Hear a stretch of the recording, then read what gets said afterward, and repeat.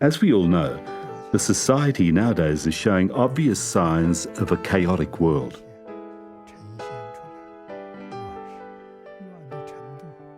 Such a degree of chaos cannot be found in the history of the East or the West. Many people are worried. Will there be peace in our world?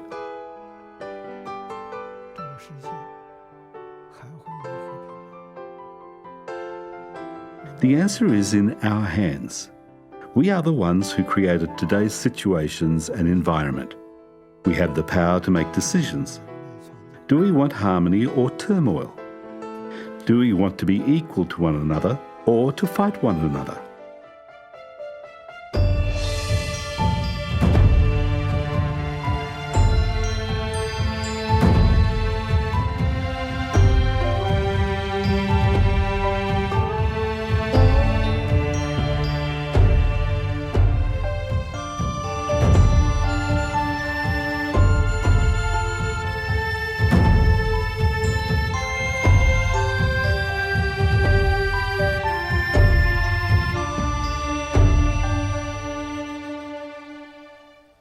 If we encounter problems in relation to our personal issues, for example, our physical and mental health, we could refer to the governing principles of ancient China and find solutions in the section of character building. For issues relating to family issues, you can also consult this compilation and find solutions.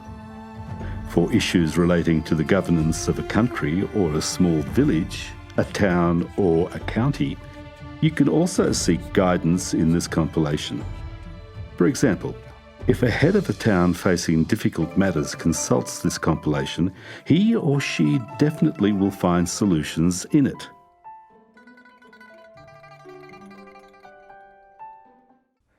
The governing principles of ancient China can save China and even save the whole world.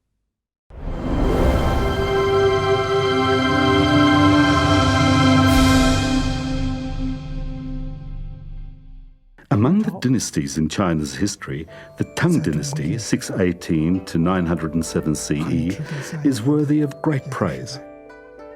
The great governance of the Zhenguan era was established by Emperor Taizong, 598 to 649 CE. How did Emperor Taizong achieve so much? He relied on a compilation titled The Governing Principles of Ancient China. Emperor Taizong ascended to the throne at the age of 27. At the time, he was very young and inexperienced in the affairs of governing a country. Before becoming the emperor, he was a general who fought well in the battles. He was exceptionally good at archery. The establishment of the Tang dynasty relied on his success in the battles. His father, the founder of the Tang dynasty, admitted that without his son, he could not have established a new reign. Emperor Taizong, however, did not know how to run his country properly at that time, not even a province or a county. But he was very smart. He summoned his ministers, like Wei Jin, who were learned and virtuous. He instructed them to form a team to compile books for him on governance. He only wanted to read the essence because he did not have time to read all the numerous examples of good governance. That team became his think tank and provided him with various strategies. Then he made the final decision. He was very good at this. Then the team started working on the compilation. They chose from the texts recording the speech of sages and wise people from the 3 sovereigns and the 5 emperors, 2852 to 2070 BCE, up to the Tang dynasty. They categorized the texts into 4 major themes: cultivating oneself, bringing harmony to a family, governing a country, and bringing peace to the world. The final compilation contained texts from nearly 70 classics covering 4 focal points.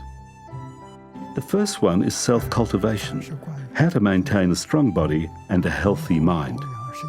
Without this foundation, nothing could be achieved. This is the first priority. Imagine what could be accomplished by a person who was ill every day. The second focal point was on bringing harmony to a family, how to run a good family where all family members, young and old, were happy.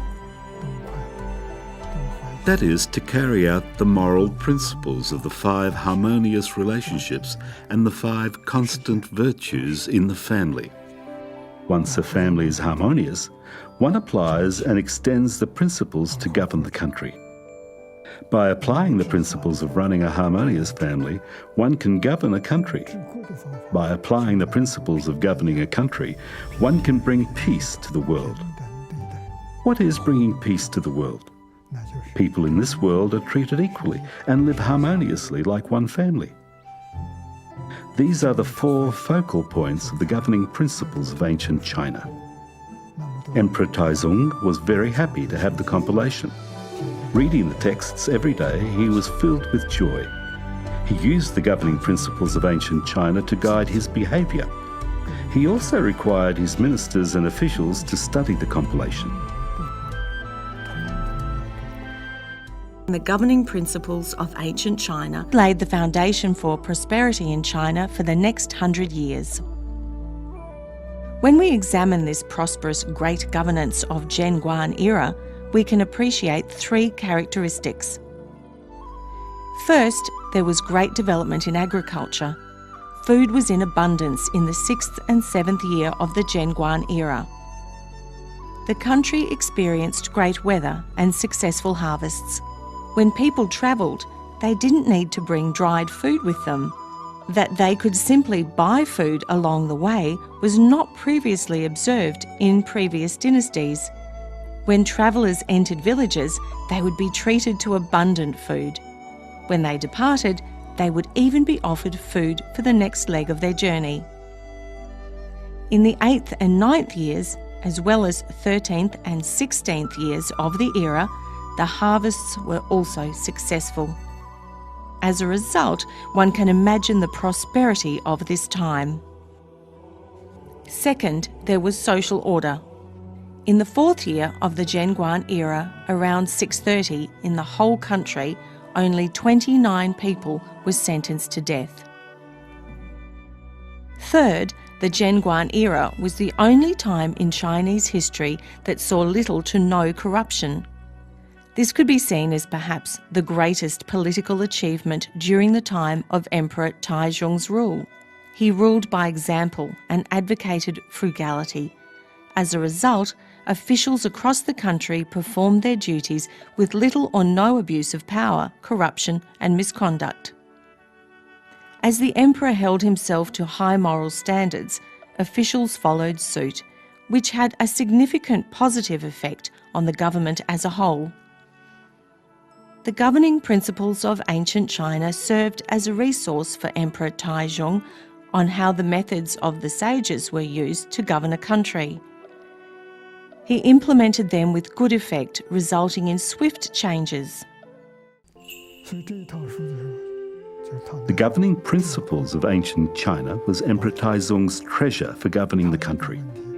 Whenever Emperor Taizong encountered problems, he would consult this compilation to find answers and seek inspiration.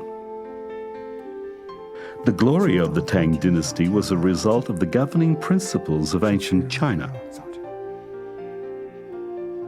The set of books has gone through the test of time. The Tang dynasty enjoyed glory for over 300 years. This compilation is now one of the courses in the Party School of Central Committee of the CPC in China. China's president, like Emperor Taizong of the Tang dynasty, has taken the lead and required all the national political personnel to diligently study this compilation. This will bring China to the glory like that of the Tang dynasty, which is wonderful. This is the brief story of the governing principles of ancient China.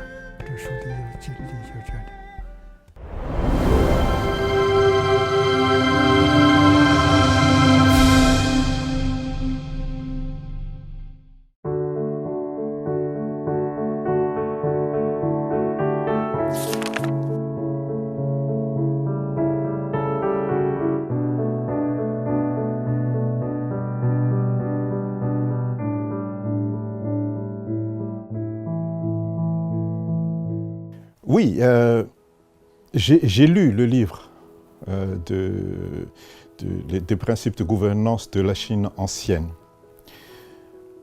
À mon avis, c'est un livre qui mérite d'être lu par tous les dirigeants du monde.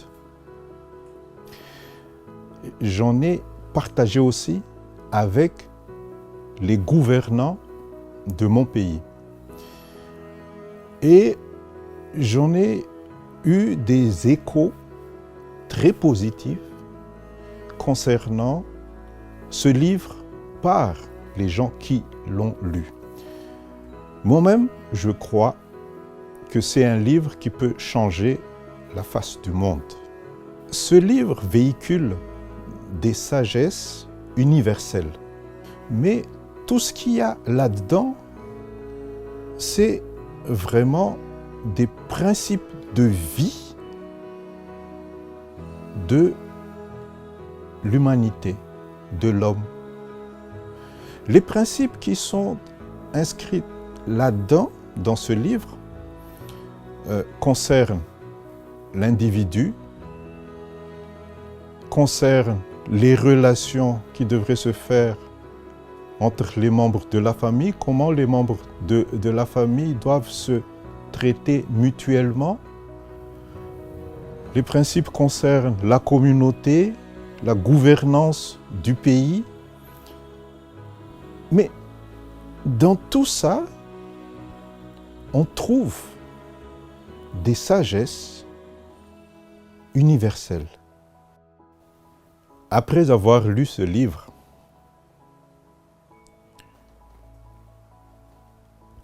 on s'y réfère tout le temps, même dans la vie quotidienne.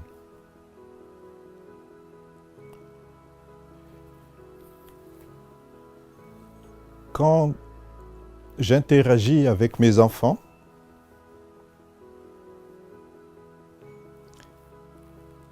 quand il y a un peu de difficulté, dans ce livre, il y a la solution.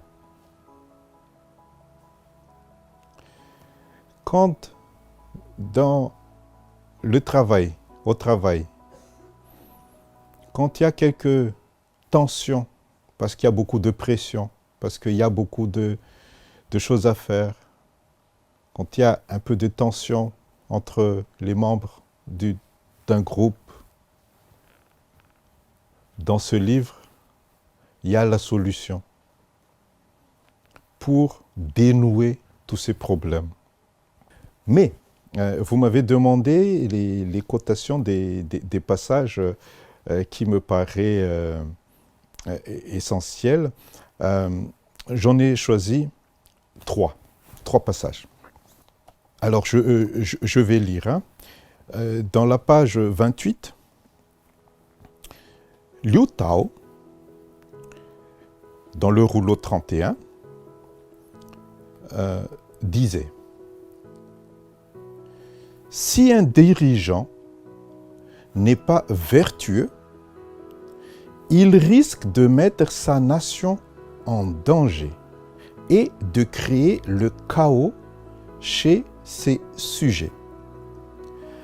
Un dirigeant vertueux amène la stabilité dans sa nation et l'ordre chez ses sujets. Le destin d'une nation dépend donc en premier lieu des capacités et de la sagesse de son dirigeant et non de la volonté divine. Tous les problèmes qui se passent dans ce monde, la pauvreté, les problèmes environnementaux, la maladie, tout ça ont des liens avec la mauvaise gouvernance. Et ce livre, les principes de gouvernance de la Chine ancienne, donne des indications claires concernant ce qu'il faut faire, ce qu'il ne faut pas faire pour avoir un pays en paix, stable. Actuellement, on est en période préélectorale à Madagascar. Nous avons pas mal de candidats. Nous avons 36 candidats à l'élection présidentielle. Et je vais envoyer ces émissions à tous ces candidats pour qu'ils sachent ces sagesses anciennes, ces principes de gouvernance de la Chine ancienne qui pourraient aussi être utilisés pour gérer un pays comme Madagascar. Quand on gère un pays, quand on est face à de différents problèmes, à des urgences extraordinaires, des fois, les dirigeants ont tendance à faire des choses à la va-vite, trop vite. Et bien sûr, ils font des erreurs. J'ai personnellement discuté avec quelques dirigeants qui m'ont demandé mon avis. Je leur ai dit, voilà, j'ai 2 textes à vous lire, à vous dire, et vous prenez la conclusion que vous pouvez prendre. Et je leur ai donné ces 2 textes. Dans ce livre, Les principes de gouvernance de la Chine ancienne, en page 14 et page 15. Confucius disait, « Faire une faute, mais ne pas la corriger, voilà la véritable erreur. » Donc, si le dirigeant est conscient qu'il a fait une faute, il faut qu'il corrige. Sinon, c'est là vraiment qu'il fait l'erreur. Le deuxième texte que je leur ai donné, c'était la suite, c'est Zigong disait « Les erreurs d'un homme de bien sont comme les éclipses de soleil et de lune. Lorsqu'il faute, tout le monde voit ses défauts.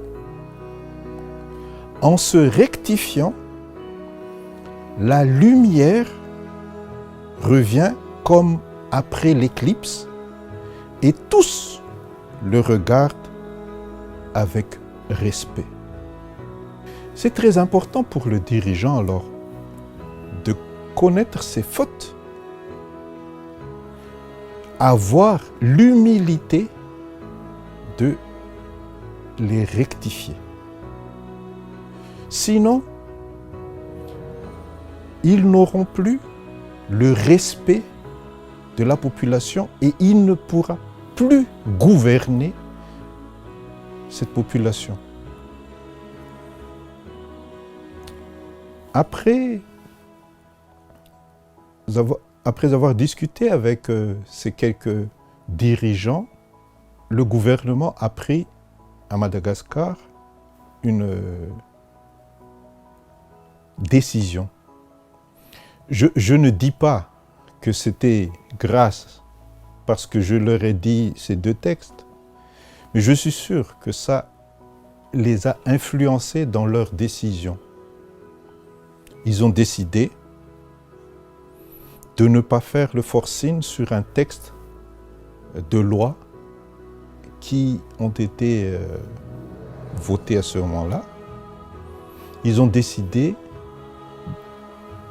de faire marche arrière et de changer de politique, changer de structure de gouvernement, changer de gouvernement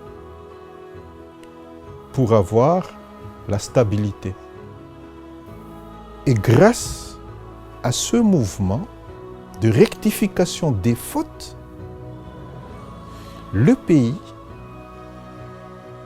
pour le moment, est stable, en paix, et on peut espérer pouvoir faire les élections d'ici 3 mois. Donc, c'est un exemple très concret comment moi personnellement j'ai utilisé ce livre qui est mon oreiller pratiquement parce que je lis ce livre avant de dormir et des fois quand je me réveille.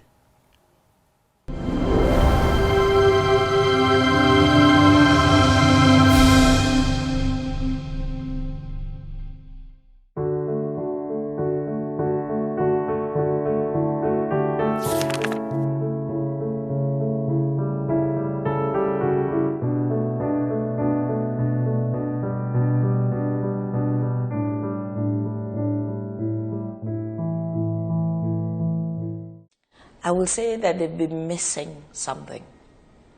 Missing a great source of wealth, of information. They've been missing a collection that could either reinforce their thinking or also show them new vistas of thinking. Because you'd find sometimes you're getting advice, sometimes you're getting a kind of direction or some kind of forecast.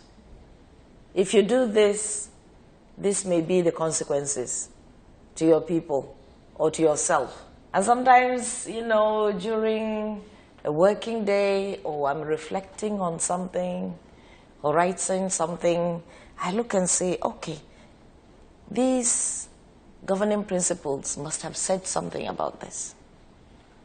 So it's like I use it as a reference, like a backing, to say, you see, this thing that we're thinking a long time ago, some people have thought it out, and it's been put in this book.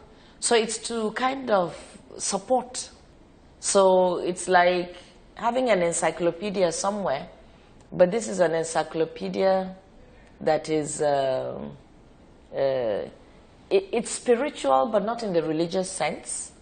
It gives you information, it gives you advice that you cannot just get anywhere.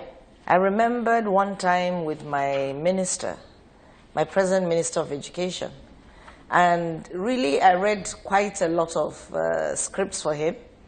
But if you take, for instance, page 28, these are the virtues, you know, how a leader who is not virtuous will bring danger to the nation and chaos to his people.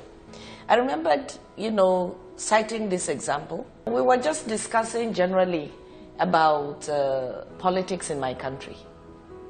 And then we were talking about the different political parties, the challenges of governance, and so on and so forth.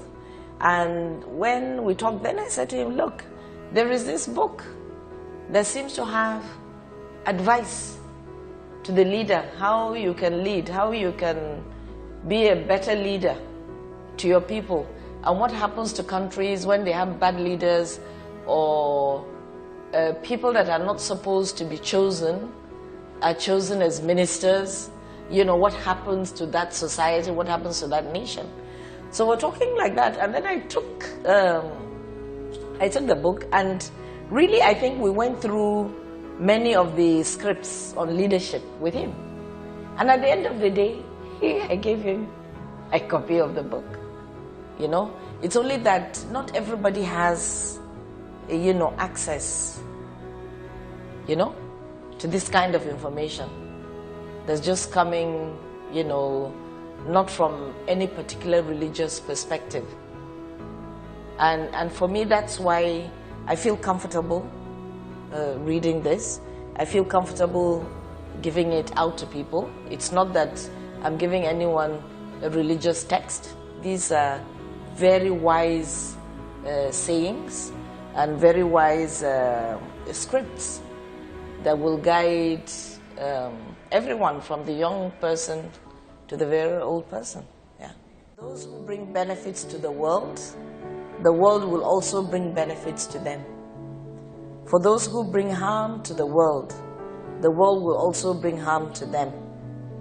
A benevolent ruler will attract the populace to follow him because he is good at bringing benefits to the world.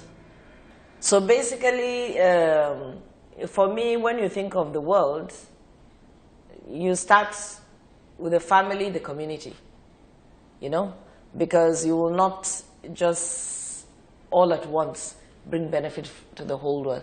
So it means you have to be good, you have to be kind, you have to be caring, you have to be sensitive, first to the family and then to your community. But if you are not, in the reverse, you know, it's like whatever are your bad deeds, you will reap the bad deeds. Because then, if you are not good, you are not kind, and this is to the family, to the community, the family will also, in a way, reject you and leave you to your fate. So this, for me, is very instructive.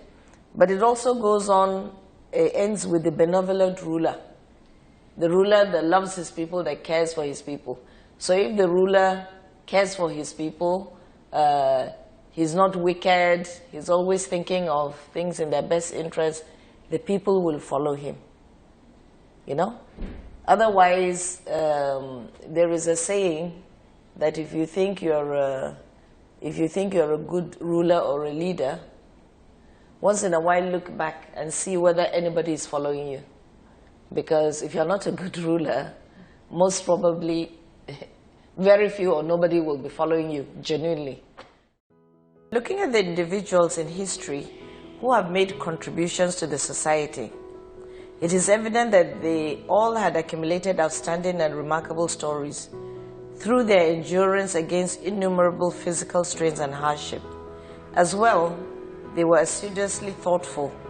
They never let their studies go to waste, and they never changed their ideals despite poverty. Now here, for me, it reminds me of some of the great leaders we had in politics in Nigerian history.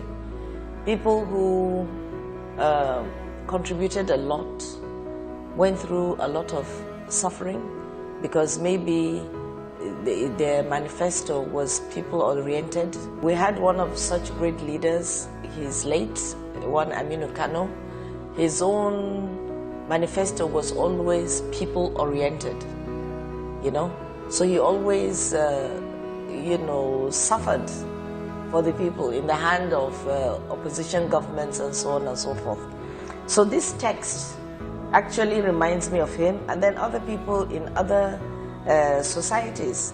You find that you take somebody like Nelson Mandela, you know, if we're looking at the African level, look at all his travails, look at all his sufferings, all for the freedom of the people, because you see, he said they have accumulated outstanding and remarkable stories through their endurance against innumerable physical strains and hardships, you know. And at the end of the day, they were just doing it for the people. not to gain anything for themselves. So for me, this is a very important important scroll in African listing and my own personal life. Yeah.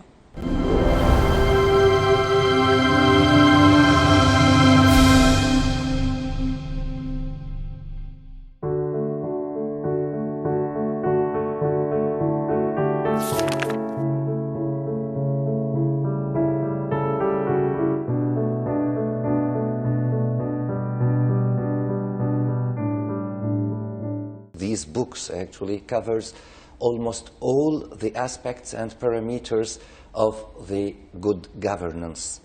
This is the thing, actually. It's not only one thing.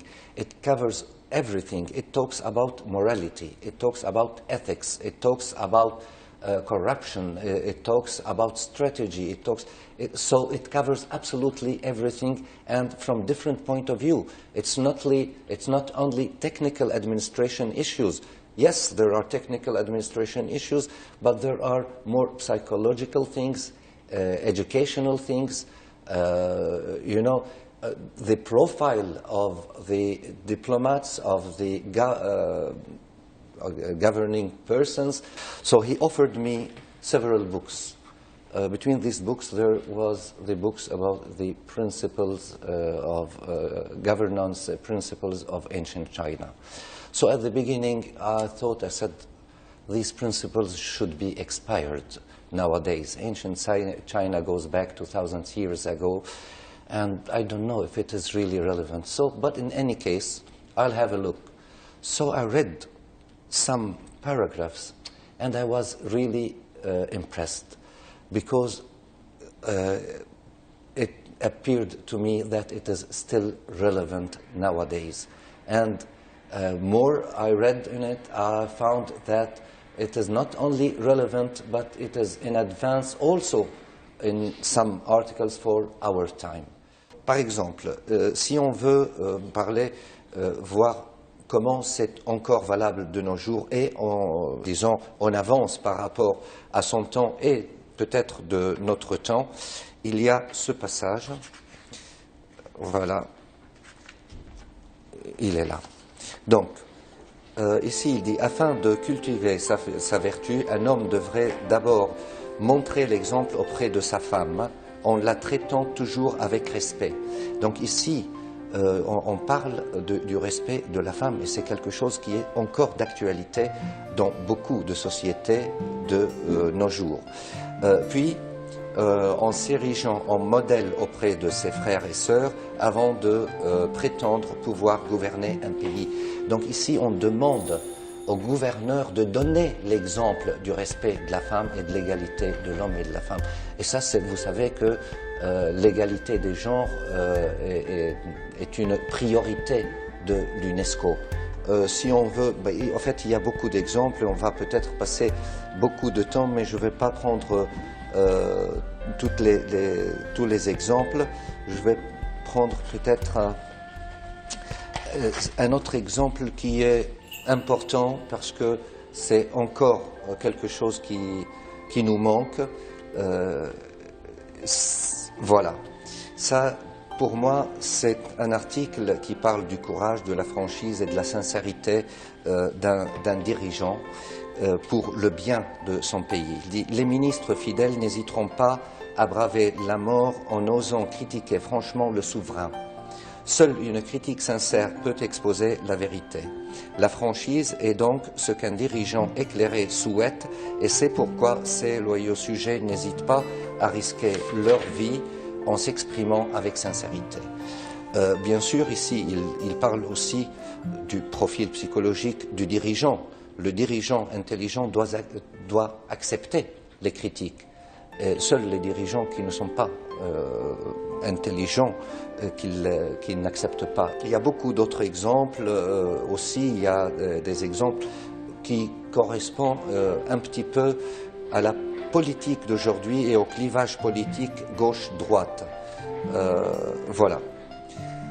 Tous prétendent connaître des méthodes de gouvernance, mais leur mise en pratique diffère. Et ça, c'est c'est le problème politique. Gauche et droite, chacun prétend avoir la bonne méthode, la meilleure méthode.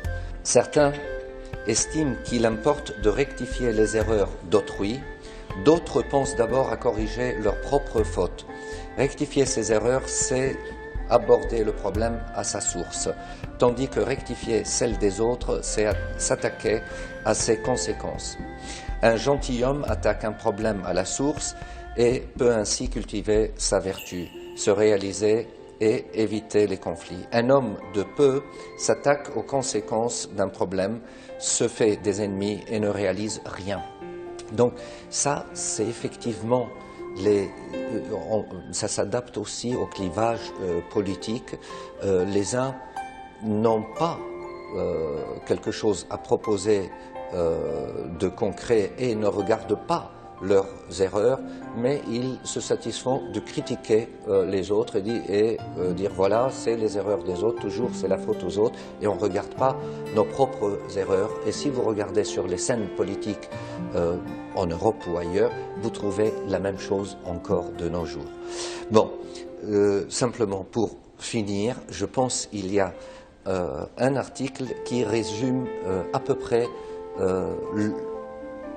l'ensemble de l'esprit de ces principes. Et c'est très simple et c'est très court. En fait, voilà, il dit, lorsque la morale, la vertu, le code d'éthique, la bienveillance et la droiture sont observés, le monde emprunte la véritable voie, en fait la véritable bonne voie. Donc c'est résumé. La bonne voie peut être atteinte à travers ces principes qui respectent la morale, la vertu, l'éthique, la bienveillance et la droiture. Et en réalité, tous les autres principes sont basés sur ou bien la morale, ou vertu, ou bienveillance, ou droiture, ou justice, ou égalité, etc. Donc, je pense sincèrement que quand on lit, même au hasard des fois, on n'est pas obligé de le lire dans l'ordre. On peut lire au hasard et on trouve toujours que c'est approprié et c'est pertinent encore aujourd'hui et probablement demain. À mon avis, ces principes, ce sont des principes qui rapprochent l'homme de son état d'humain, de l'humanité.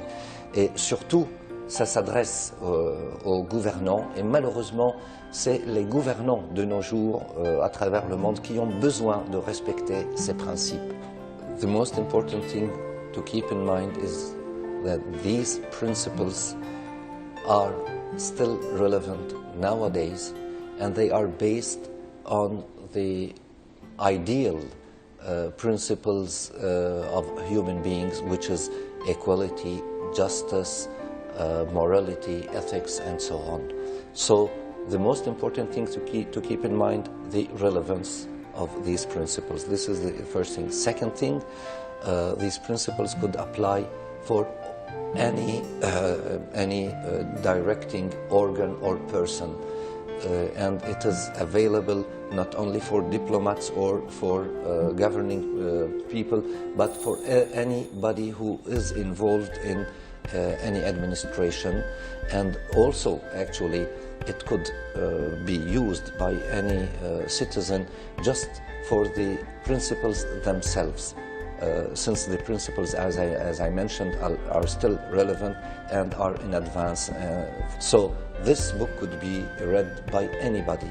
And actually, there are different levels of understanding also of these principles. But whatever the level of understanding that you have, it will be also, always benefit for the person who reads it.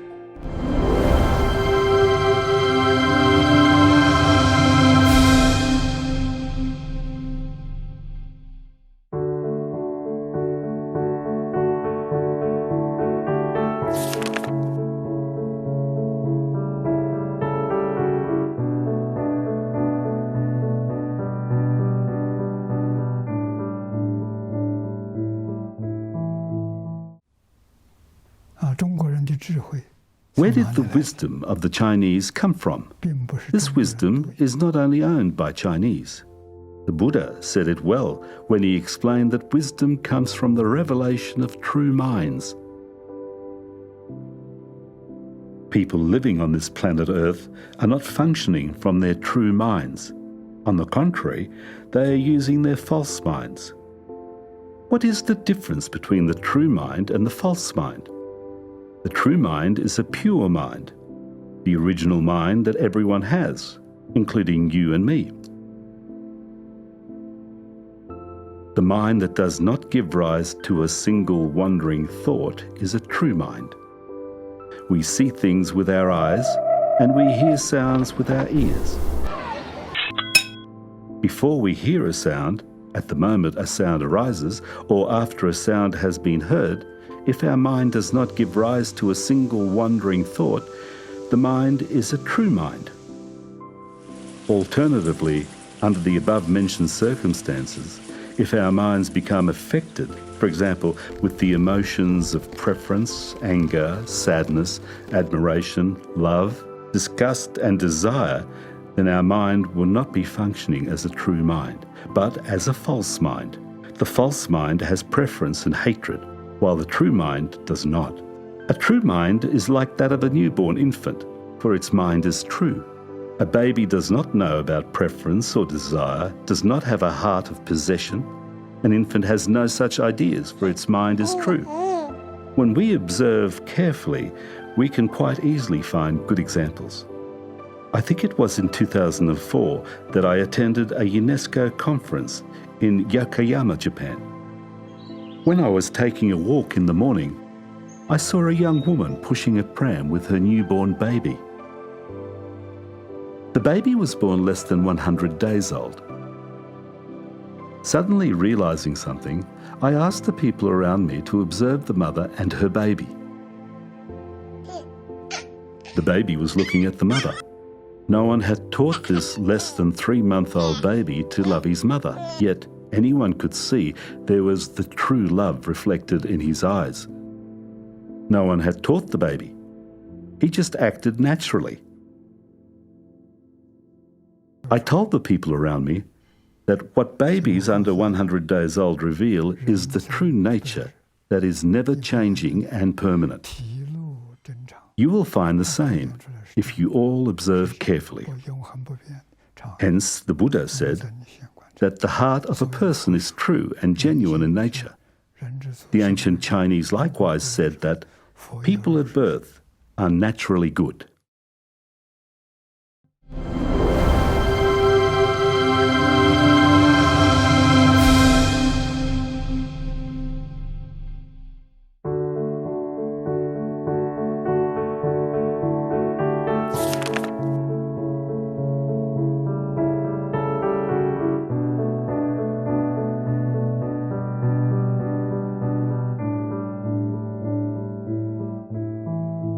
We have to balance out our ways on this planet, and the only way to balance out our ways on this planet is by means of learning, by means of creating a humanistic worldwide culture which is characterized by a great diversity and by also the maintenance of what has been developed over thousands of years.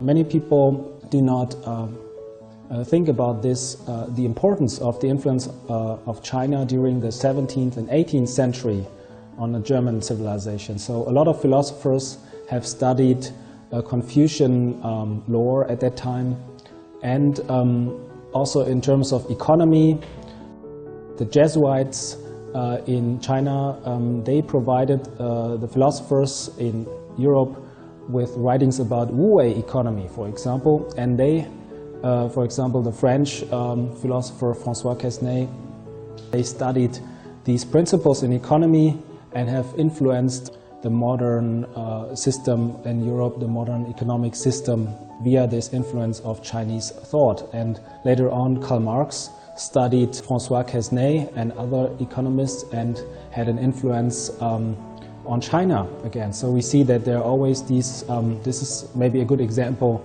for exchange and also for the mutuality of learning which takes place in history. If we are able to create such a new kind of system where we venerate all the practices, all the cultural treasuries that all the civilizations past and present have developed, all the human beings around the world for thousands of years have created systems, methods, ways of beauty. If we venerate that, if we appreciate that, if we are able to absorb that, this will also boost our economies. This will provide us with completely new perspectives, a new form of creativity.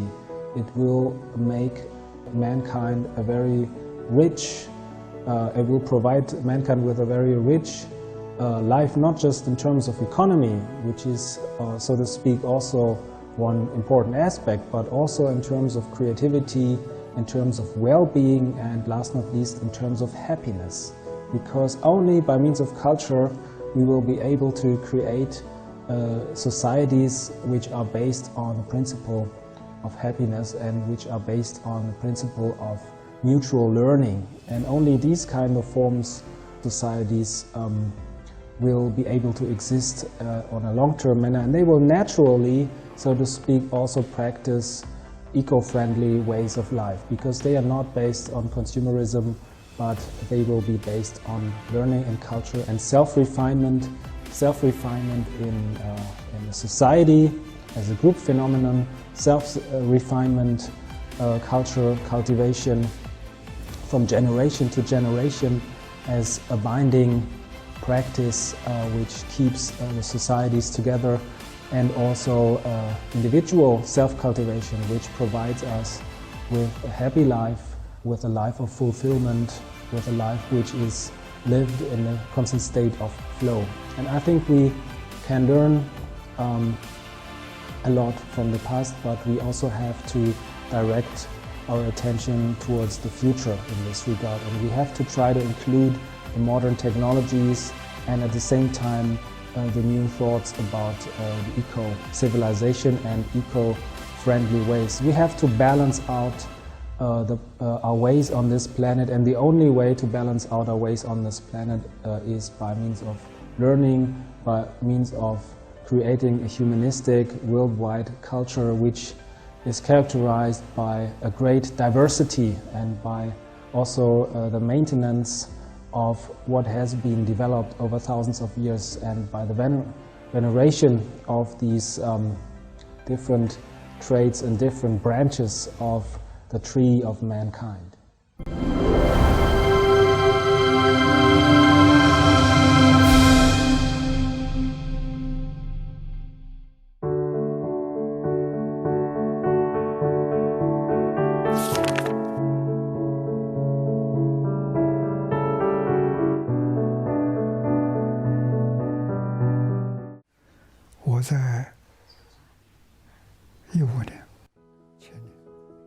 In 2015, after I attended another peace conference at UNESCO, I went to London. I had heard that Chinese had become the popular subject in primary school, secondary schools, and universities. I was surprised to hear that. That's why I wanted to go and have a look with my own eyes. I didn't know how, but the British government found out about my trip, and I was invited to go to the House of Lords, where there was a warm reception. I talked to members of the House and asked the reason why Chinese was prescribed as a subject in schools.